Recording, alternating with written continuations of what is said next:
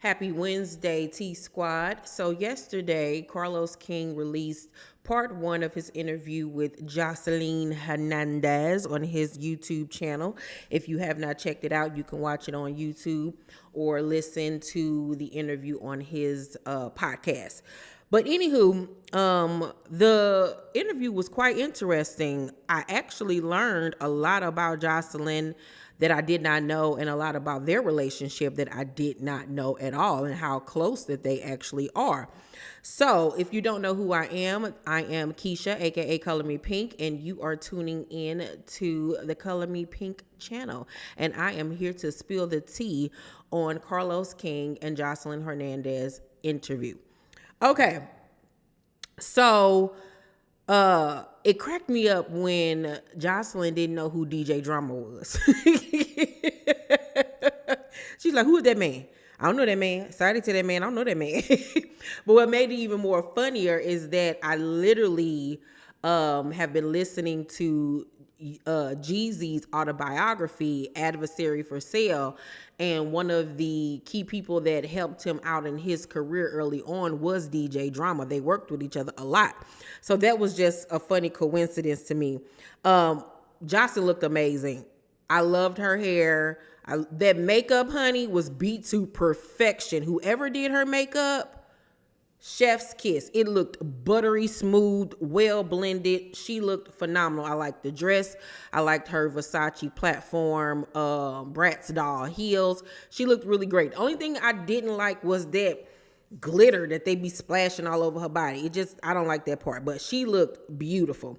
Joseline goes on to let us know that she literally met Stevie J a few days to maybe a week before he introduced her to Mona to get on Love and Hip Hop. She literally met him, and a few days later, he was introducing her to Mona to be on the show. She said she had not had relations with him yet when that all happened. She was like, everything happened so fast. And I was shocked to hear that. I thought that they had been in a relationship for quite some time before, getting onto the show, but that's not how it went at all. Like, he had already auditioned, Mimi had already auditioned, and DJ Drama and his wife at the time were supposed to be like the big name couple on the show, but they ended up backing out, and they still needed that star quality. Something was missing. And when Joseline went in and interviewed, Carlos was like, she was the one. Everybody knew that she was the missing piece. When Carlos asked her, had she heard about Mimi and Stevie J being together, she said she had heard about her. But when she asked Stevie, he was like, that ain't we ain't together. We just got a daughter together, this, that, and the third. And Joseline says when Carlos asked her, did they ever have a threesome? She said that that's something that she's going to discuss in her autobiography. She's going to tell all the details. Obviously, they did. I think that came out on the show, too, at like one of the reunions or something at some point that they messed around all together. Child, like Mimi did all of that. My daughter, what about my daughter? My daughter. To then later on go and have a threesome with her? Girl, that's why I could never take Mimi seriously. Carlos brings up a scene that never aired, season 1, where Joseline had a sit down with her mother and her stepfather, and where they discussed how she was raised and how, she ended up running away at a very young age, and, has been on her own ever since then, and how her mother had 6 kids with 5 different men, and how she just let them run around doing whatever that they wanted to do or whatever. So she was just saying how, a mother is not supposed to be that way. She was like, that's why I'm a different type of mom with Bonnie Bella. I make sure that she has everything that she wants and needs, and love and care and attention. And, like I said, we have said a lot about Joseline over the years, but one thing I can say, she is a good mom to Bonnie. She loves that little girl immensely. and she seems very well rounded, and she seems like she is very taken care of and loved by not only her but Stevie as well. Never heard anything negative about Stevie's parenting when it comes to his kids. Like, he has been present. Now, he has been a boyfriend, husband, all of that stuff, but I've never heard anything really negative about him being a father, except for some of like his older children or whatever. But Joseline has led a really interesting life. She really honestly have. Joseline says that her favorite scene ever from when filming Love and Hip Hop that made her laugh was when she called Mimi a maid. And I mean, that goes down as one of my favorite moments of Love and Hip Hop history as well. Like, that season premiere episode, hey, maid, I see you got your maid costume on like you always do. Hey, Molly the maid. That's so rude, but so funny. Joseline says that Carly Red is like a dog. Dogs do stupid-ish, but they don't mean no harm, and that's how she views Carly. Baby, we would have to fight. You called me a dog. Like, we got to fight. Because, like, what? Like, who you talking to? But in all actuality, that is the perfect description of Carly Red.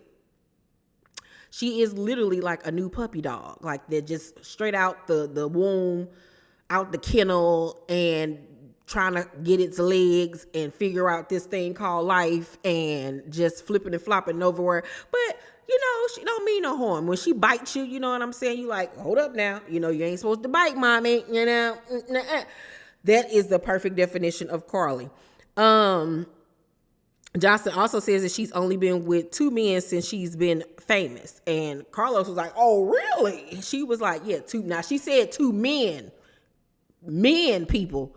She said men. Now, we all know that Joseline is bisexual and she loves us some women. So that don't mean that she ain't been with multiple women since she's been famous. But she was like, y'all have only seen me with my baby daddy and Ballistic. And that's true. We've never heard her being attached to anybody else. When he asked her about whether or not she and Rick Ross had anything, she was like, no. I kicked it with him a few times, but it didn't go any further than that. She says that she feels like Carly was her biggest nemesis on the show. And I was shocked to hear that she chose Carly. She was like, because she basically took her through a lot of stuff, you know, got her in a lot of stuff with the other girls. And then when I look back on it, the link between her and the other castmates always was through Carly, because she didn't film with the other girls. She didn't have a relationship with the other girls. When you think back on Love and Hip Hop, the only people that Joseline filmed with, of course, was Stevie. Her and Mimi would have their moments here and there. Her, Mimi, and Stevie would have, you know, their moments. She filmed with K. Michelle. She filmed with Carly. Who else did she film? She filmed with Tammy Rivera that one season. Like, she would be around the group, you know, every blue moon, but for real, she didn't mess with the other cast. So I guess that was a great depiction. So she says her first season on the show, she went from making $1,500 an episode to very, very quickly making $11,000 an episode, which is huge, especially for a first season. Like I said, these reality stars, when they first get on the show, they're making pennies on the dollar. You know, they literally end up like that first season only bringing in about $10,000 for the entire season. So to know that she was bringing in $11,000 an episode, season 1 says a lot. She says that season 2, she was making about $15,000 an episode. And by the end of that season, she was making $20,000 an episode, which was huge. And she says that by the end of her run on Love and Hip Hop Atlanta, she was making $50,000 an episode, especially for VH1. Like, that's huge, okay? Huge numbers. Like, and, you know, like I said, say what you want to say about Joseline once again. You know, she has her antics. She's ghetto. She's mean. She always fighting and cussing somebody out. But the girl is a great businesswoman. She knows her stuff. So she said she also had a pickup bonus for between $250,000 and $300,000. And a pickup bonus is basically to ensure you gonna come to work, child. So you gotta give it to her. You gotta give it to her. And she said she has a pickup bonus for Joseline's Cabaret. I mean, I remember at one point a few years ago, like when Joseline's Cabaret first kicked off, Joseline was on she had Joseline's Cabaret. She was on Love and Hip Hop Miami. And she was on like she was on Marriage Boot Camp Hip Hop Edition. And it was one more thing that she was on. She was on like 4 different reality shows on like 4 different networks all at one time. It was crazy. Crazy, crazy, crazy. So she says that she left Love and Hip Hop to pursue her own dreams. She was like, she had been there for 7 years. She was like, I could have continued on, but she was like, I didn't want to get played out. I didn't want to overstay my welcome. And she said she always had thoughts of doing Joseline's Cabaret, and she wanted to go out and venture on her own, which I got to give props to her, because a lot of people get comfortable and are afraid to step out on faith and pursue their dreams, because they think that, what if I fail and then I've messed up this opportunity, and what if I'm not allowed to go back, and da-da-da-da. But she bet on red. She bet on herself. And she even said, I had about 6 figures saved up. So she was like, I could spend that in a day. She was like, so I had to money pinch, save to do what I had to do. And a lot of people aren't willing to sacrifice in order to pursue their dreams. And why I respect Joseline so much for that is because I too had to do that at some point in my career, where I literally had to start over from scratch to crawl and climb to get back to where I was. But now, with my hard work, dedication, faith, and being a good steward over my situation, I now have surpassed what I made at my highest back then. So I give it to Joseline for that. Then the biggest thing out of this that I was shocked about is to learn that Carlos King actually helped her ink the deal for Joseline's Cabaret. That shocked me. She was like, I don't even know if the world knows this. She's the one that brought it up. And he was like, yeah, I've never talked about it. He was like, because when I do stuff for other people, I do it for them. And I had to give it to Carlos. People got a lot to say about Carlos. I've said some things about him too as well. But you got to give it to that man, that it does seem like for people that he does care about, he is a genuine person and will lend a hand to people when they're in need. So she said that she reached out to him like, Carlos, hey, I got this idea. Let's sit down and chop it up. They sat down and chopped it up. Carlos helped her film the pilot episode, and they shopped it to WeTV. But remember, WeTV didn't want to take it at first because they felt like the show was way too raunchy, way too raw for WeTV. Oh, that was the other show. So she had, at one point, had first season of Joseline's Cabaret. Then she had the first season of Joseline's Cabaret airing on WeTV, the edited version. And she was on Love and Hip Hop Miami. And she was on Marriage Boot Camp, all in 1 year. And that was crazy the money she was getting. But anywho, so they shopped it to WeTV. WeTV didn't take it. Then she was like, I need for you to find Lem Ewell, who owns Zeus. At that time, Zeus was doing like dating shows. They had a lot of other little reality shows on their channel. They were just starting to become hot. They were just starting to become like that show. Like around that time, that's when Black China had really popped the network off. You know what I'm saying? B. Simone and Blame It on Quay kicked it off though with their dating shows, and they did good. But when Black China came in with the Black China reality show, that what really got everybody buzzing. And then when Joseline came with Joseline's Cabaret, that's when Zeus really like kicked off. And so she was like, I need for you to find Lemmy. I want to get on Zeus.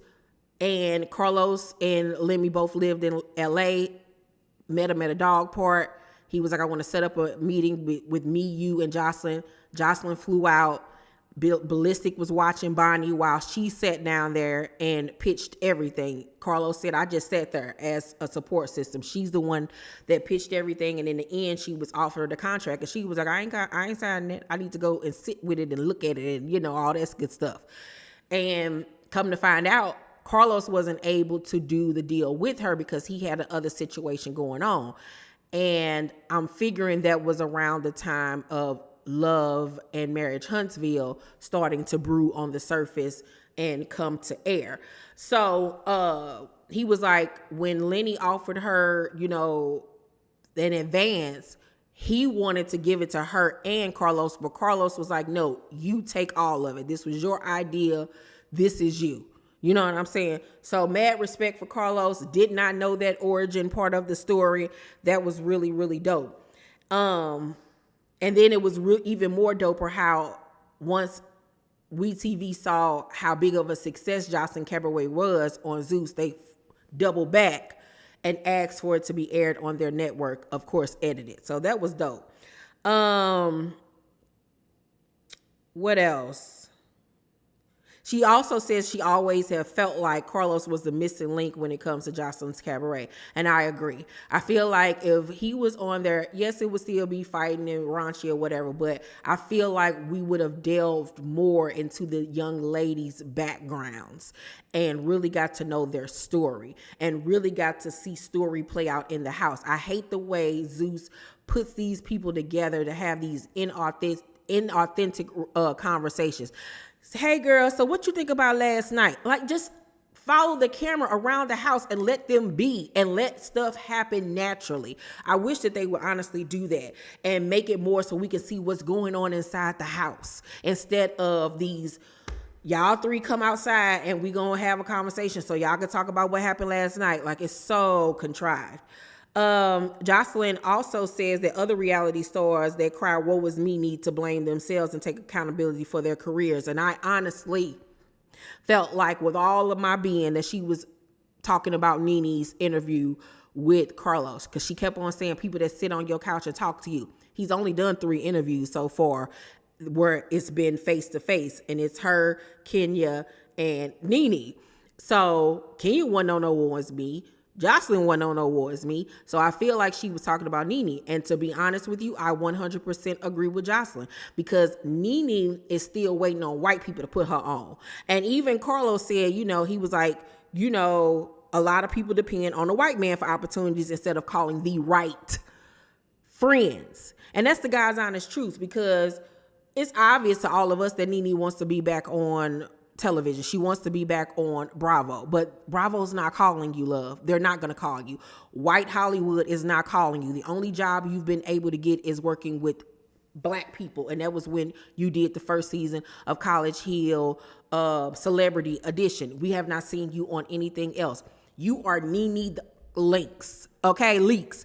Start a YouTube channel. You know what I'm saying? Do like Tamar doing. Take it into your own hand. Tamar getting numbers over there on YouTube. Tamar getting paper. Get to the bag yourself. How about hit up a Lemmy for a Zeus show? Zeus over there getting money. You think that they wouldn't clamor to have Nene over there on Zeus? If Nene has always talked about she never got a spinoff show. She never got to show her family. Do it with Carlos or with Zeus, or hell, how about invest in yourself and create your own platform? You know what I'm saying? Instead of crying about what this white person did, child, please. Jocelyn also thinks that Rashida should have left the show by now.